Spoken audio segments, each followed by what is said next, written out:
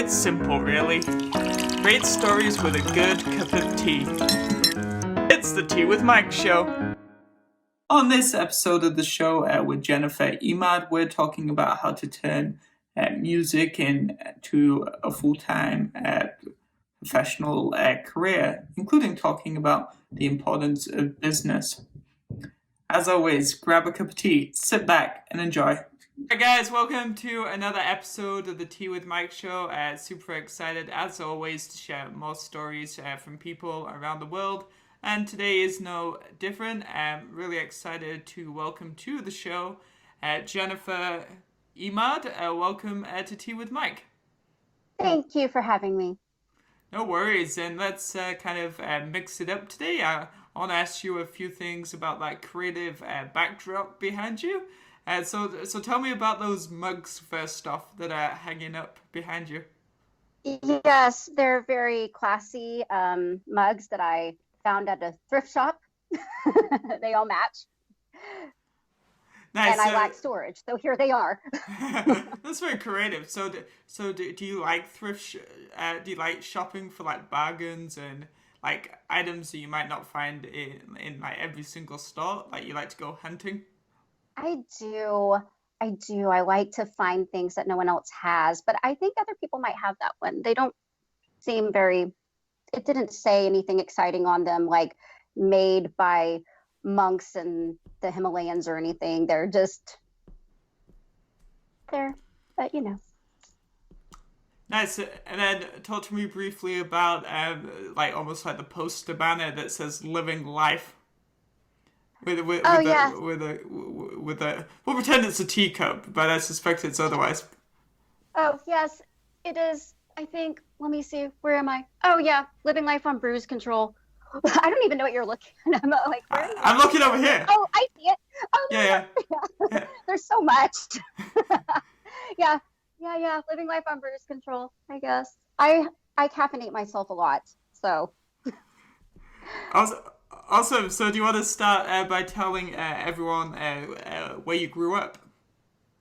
I did. I grew up in Texas. I'm in Texas. I'm a Texas girl.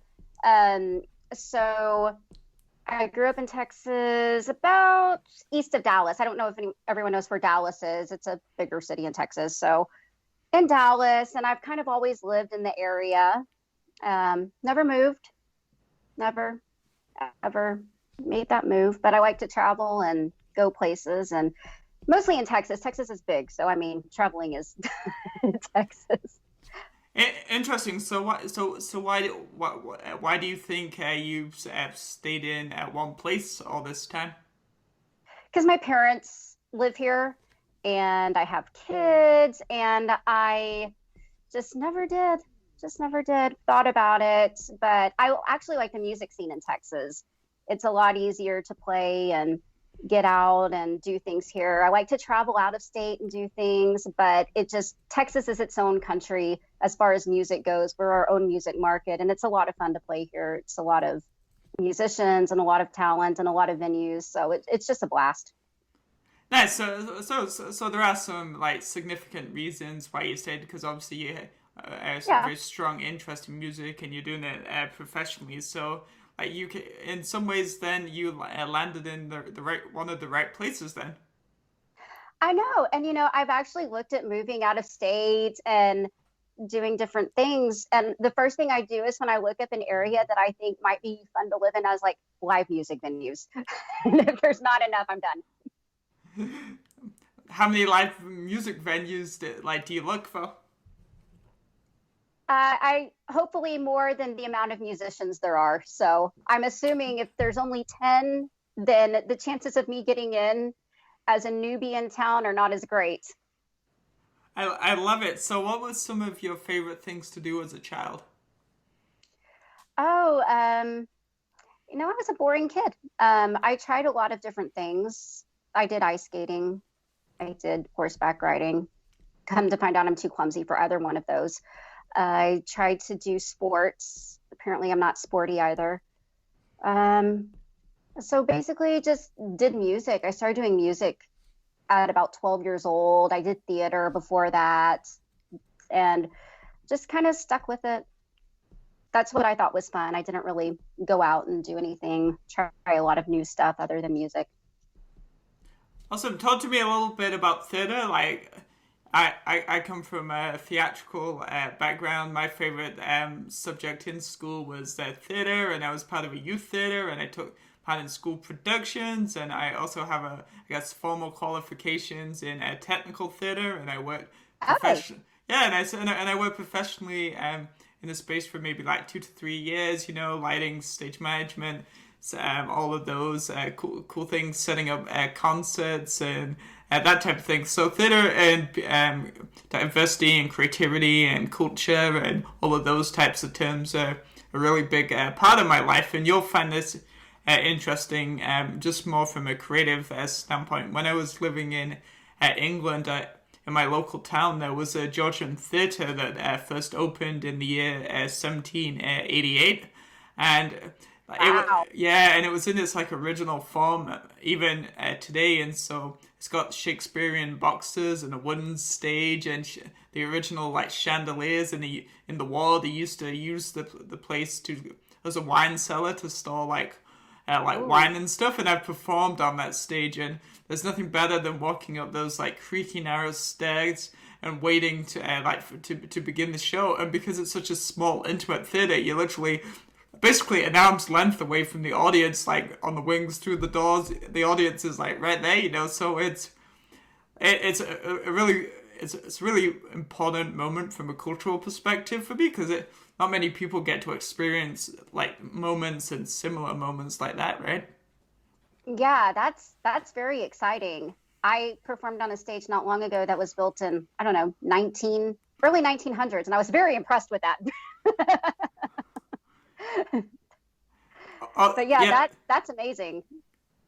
That's awesome. So what types of theater did you like? You know, I did a lot of well, nothing exciting like you did. But I did a lot of community theater. I did some in high school, did the UIL theater things, did the monologue things. But I did community theater as a young adult and really enjoyed that. But then with trying to balance that and music, if you're in a production, you're not going to do gigs. No, that's true. It's very time consuming. Yeah. It is. It's very, very time consuming, and I loved it, but it was just, do I want to do gigs? Do I want to do theater? And I was like, you know what? I don't like sharing the stage so much.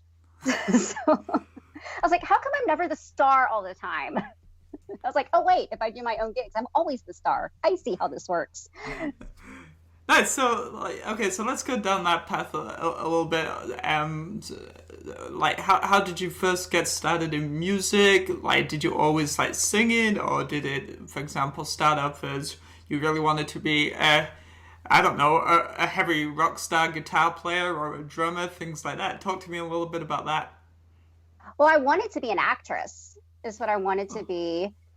And that was just so much fun to just pretend and do that. I thought that was a blast. And I wanted to be a singer too. And I also wanted to ride horses and kind of be Dale Evans. I wanted to sing and act and ride horses, but then realized I'm just never going to be a great equestrian rider. So it's like, I don't have the desire to bust my tailbone. So I ended up taking some piano lessons one time when I was younger, and I got kicked out of class. So I thought, well, music's not my calling. And then when I was 12, I auditioned to take voice lessons, and I made the cut for the private lessons. Woo!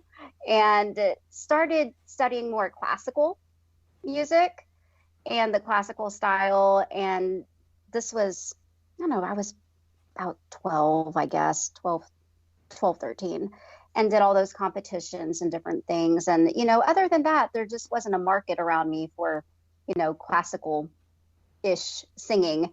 So I was told I sounded good doing a lot of different styles, and I really sounded bad singing country music. So I thought, well, I think I'll make a career out of country music.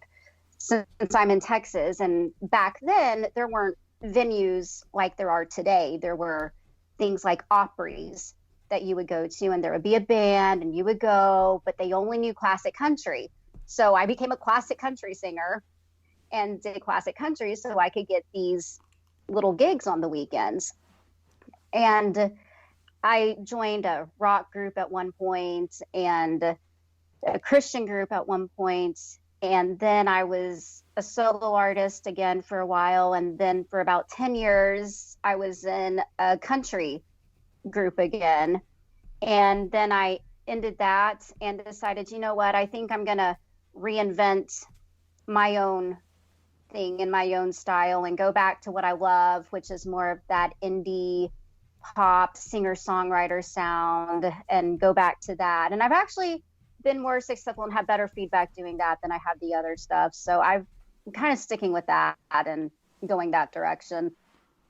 I like it. So talk to us a little bit about the importance of being authentic and original and kind of true to yourself, because it sounded like you went through the process and the journey, and whilst you loved collaborating with like others and bands and everything that you just said, it sounds like you were maybe missing out that time a little bit of who you are and the style that you perform best in and makes you happy. Yeah, and I was given this example once, and I love to say it. So I love coffee and I love tea. But if I ask you if you want tea and I hand you the cup and you drink it and you realize it's coffee, you're going to be thrown off. And that's kind of what I was doing to venues and to myself. It's like I advertised myself a certain way, but when I show up, that's not really who I am. And even though they may have liked me, if I had, come across that way, it just wasn't who I was when I got into it and got into character, because I'm as much as a performer as I am a singer. I'm not really a background music person. I'm interactive with my audience. I sing and I'm not really a country singer. I'm not twangy. And if I advertise myself more as tea instead of coffee, it's a lot better for me, because I'm going to come bring a tea anyway. So nice. You're bringing everything, right? Oh, I get the analogy. I like it. So, okay, so obviously when you're a child, you're discovering the things that make you passionate and happy, which is largely music with a hint of theatre. So is there a particular piece of music that you associate with your childhood? And if so, what is it and why is it so memorable? Oh, goodness. Any Broadway music, probably.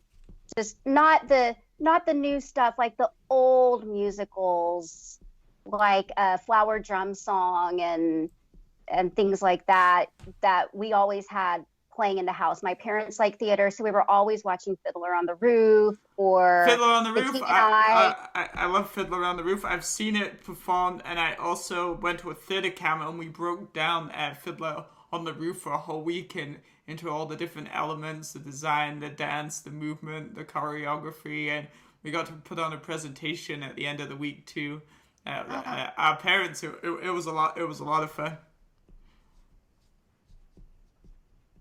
Did you do the bottle dance?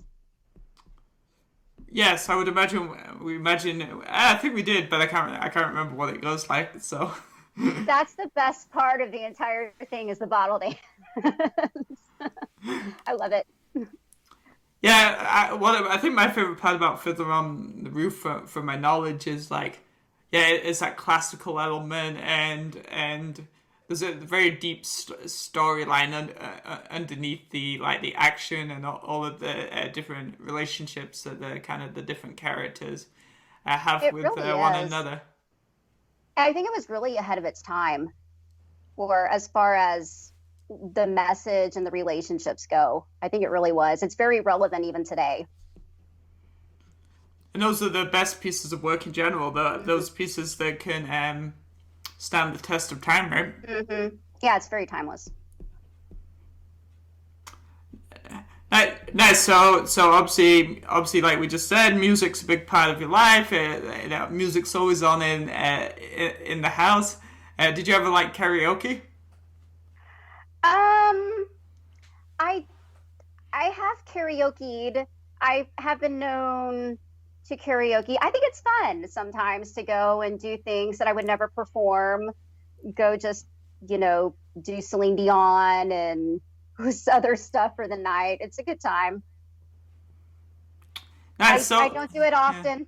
Yeah. Nice. And if you take your whole childhood and you know what, and you tried different hobbies and you know what you enjoyed and what you didn't enjoy, what was I guess was there a defining moment, or even a defining moment that was like I know I want to become a singer songwriter. Like, when does the mindset change from it being just a hobby to that this is something that I want to pursue professionally?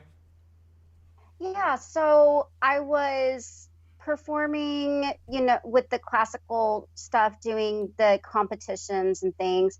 And there was my vocal coach at the time said, I think it would be good for you to maybe perform on stage and just get that experience and lighten up a little bit, because I was very textbook and very stiff in what I was doing. And he said, just go have fun and perform. And so I did. I learned, this was when Leanne Rimes came out with Blue. And so I went and performed Blue at one of the Opries in the town where I grew up. And it was a train wreck. I've never performed with a live band before. I didn't know what I was doing. They weren't even playing in the same key I was singing. So I came home that night after performing, and even though I knew it sounded awful, it just was such fun, and I knew it was it. So I said, I need y'all to push me. I need y'all to do this. Don't be an obnoxious stage mom. I can't stand that. But push me, figure out how to do this every single day. And so I've been doing it ever since, for like 5 years. That's awesome. So what have been some of the challenges and opportunities along the way? Oh, I think my life is challenging to begin with. I have dysfunctioning, but as you know, but my schedule, I have 4 kids, so it's fine. It's easy to do it with them because they can go with me most places, and if they can't, it's fine. But just making sure that I'm gone so much. I perform 2 to 3 times a week without COVID going on. So it's a lot, and it's a lot away from the house, and just being able to keep up being a full-time musician financially. I realize my entire life is a side hustle. The whole life is a side hustle trying to support my career.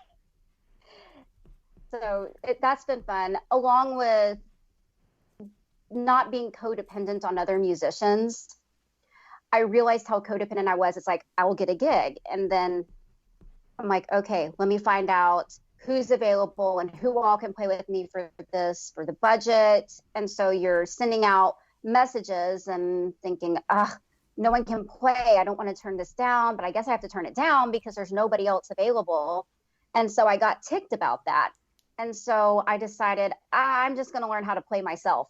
Even though I'm not a musician, I've taught myself enough to be able to do my own gigs. I play keyboard now, so I've learned enough to do that and pull it off and fake it and make that happen.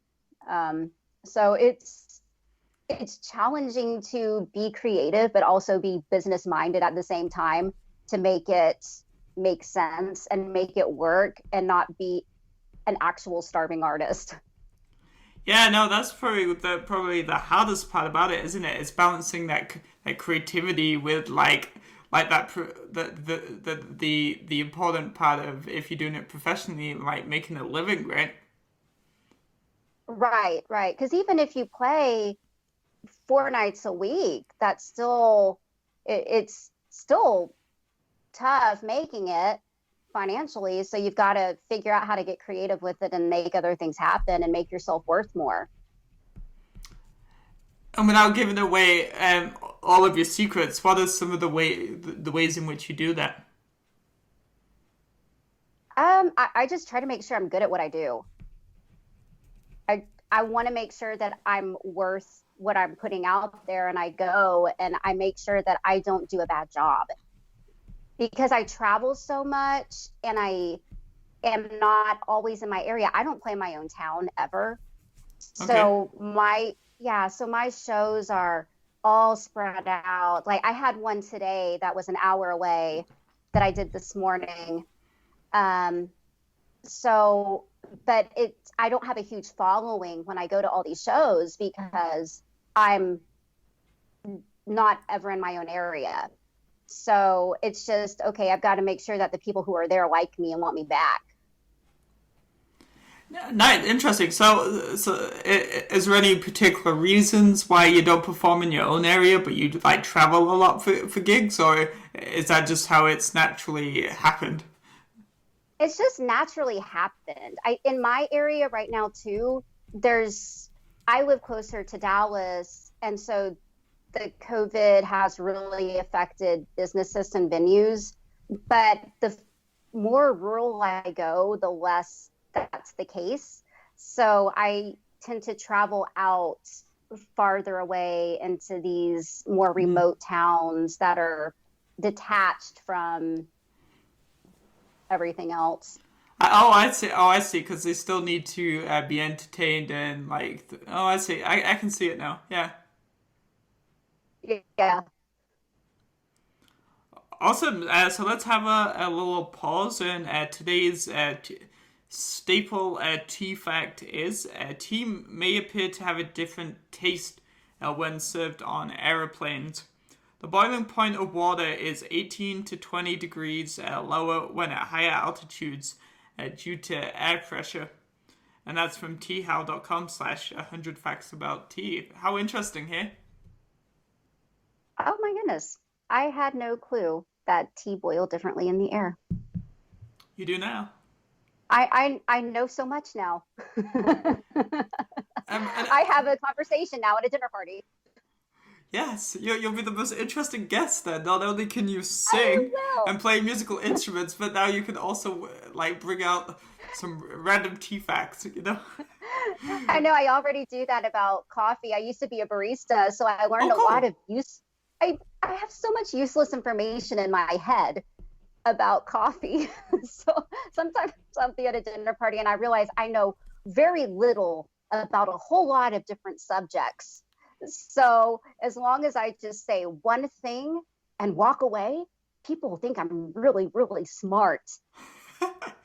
Now that's interesting because I think I can relate to you. Like, I know a lot of information about not necessarily about useless things because I think they're fascinating and it's all about who like obviously who you're talking to is very subjective and people can totally be your friends even if they have completely different interests too. But yeah, I know a lot of like stuff like random facts. You know, like I can read a sports report and be like, oh, and it was I don't know.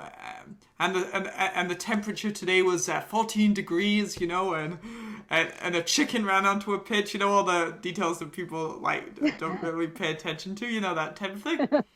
I like memorizing random details, you know. I don't know. I find it more interesting. Yeah, yeah. I think I'm very interesting. I think everybody's interesting in different ways, and like it's almost unfortunate that like certain like I don't know like perspectives or like random pieces of information are almost like discredited just because we get used to talking inside a box, you know, and like nothing outside the box Yeah. kind of goes. Yeah, people are too used to looking at big pictures and like, okay, so what's the big picture? I'm like, but there's so many little things that go along with that. Look. They're like, no, big picture. I don't need the details. Just tell me how it works. Nice. So absolutely. So tell me about your favorite type of tea and what role tea plays in your life and how much you drink of it or don't drink of it. All of that, all of the tea. Uh,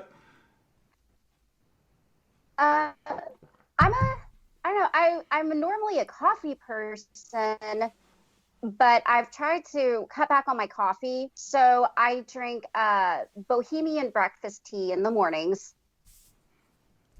And I make that into a latte. I love a London fog. It is my favorite thing. And I love cream in my tea. And nobody in Texas does that. Nobody does that. So I just love it. It makes it so good. So in the morning I do Bohemian breakfast, which is a black tea, and then in the afternoons I'll do an almond green tea matcha. And then at nighttime, my girls and I have 4 daughters, and we'll sit around the table together and we'll drink like this relaxing herbal tea and just talk. And I just hope it makes them sleepy. Are y'all tired yet? We finished the whole pot. They're like, no, we're not tired. We want more tea. I'm like, Sounds like they keep you very busy. yes.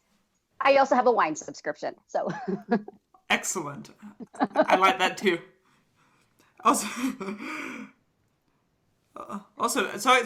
so what have you like? I know we touched on this a little bit before at the tea break, but what are some of the things you kind of learned about yourself as you've been going on this journey of music and also obviously adapting to restrictions with the pandemic? So yeah, so well, like how have you managed to keep going and keep sustaining and making a living? Because like you said, it's not very easy, and I have no data, but as we know, it's I'm sure there's a large percentage of people that started off but had to go to something else because they just couldn't keep make it sustainable.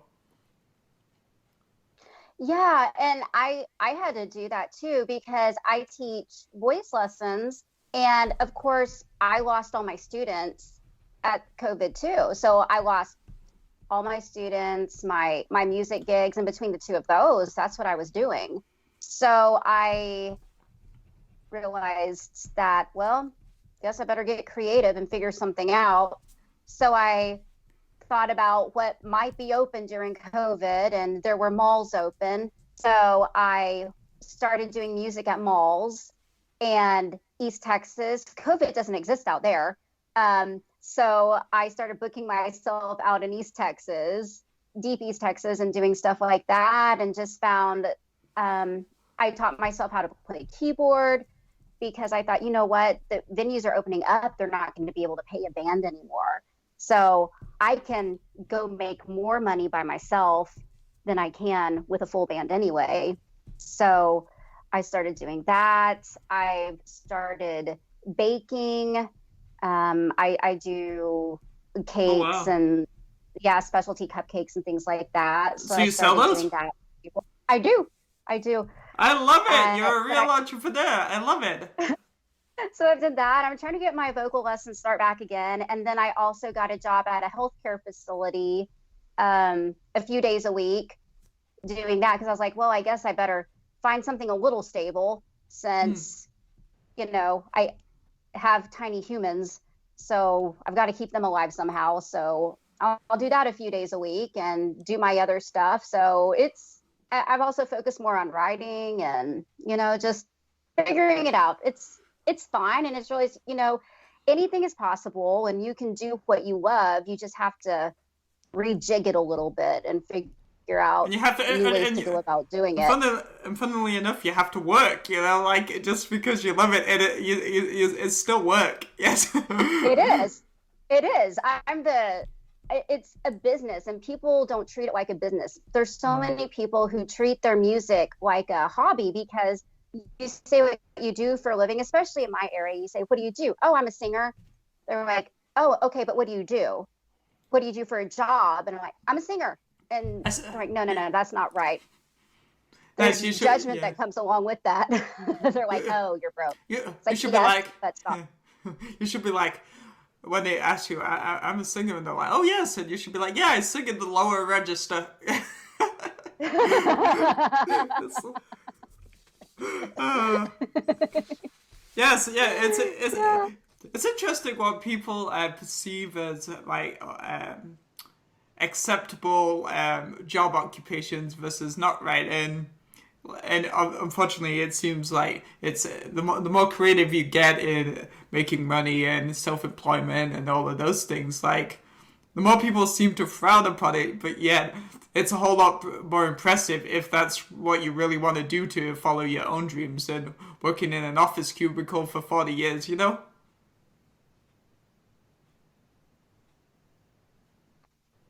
It's working all the time. I don't know how people do it. Yeah, so in your bio, you describe your music as having kind of an organic sound. So can you talk in a little bit more depth about your style of music and that sound, and what makes you stand out from the competitors? Yeah, well, probably my uh, lack of musicianship makes me stand out a lot. But I think that I write about what I know. I'm not trying to manipulate something that I think people want. I write about what I know. I try to make it artistic. I'm not, no one's saying anything new. So I'm trying to figure out a new way to say it and make my lyrics a little bit more. I do have more of an artsy way of writing, I think, than some, which I think some people like. Some people may not, but I like it, so we're gonna go with it.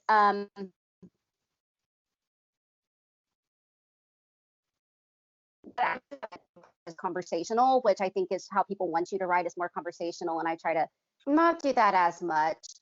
And then I try to make sure that the music kind of carries you through. I know somebody said that, oh, your song sounds like it's from a musical, but it probably does, because I try to make sure that the music incorporates the emotions and isn't just a filler. I try to keep vocals up front and have that show off and not get covered up in production. So I keep a really raw production, which I've never done before. So on my recordings, and I'm in the studio again doing it, and we're making it a little bit bigger, a little different, a little bit more driven, but it's still pretty organic. And I was like, I don't want to lose it. So vocals up front. I want my lyrics to actually show through, um, because they're stories. They're not going to be played in a club on a remix anytime soon, but they're stories, and I want the message to actually come across in the music to carry it. Awesome. And so then okay, it's awesome. Can you tell us a little bit more about your songwriting process? Like, do you write when you feel like the inspiration and creativity is there, or like are you out driving and you see something happen like in front of you, or something that sparks your curiosity, and then do you write about that type of thing? So talk to us a little bit about that.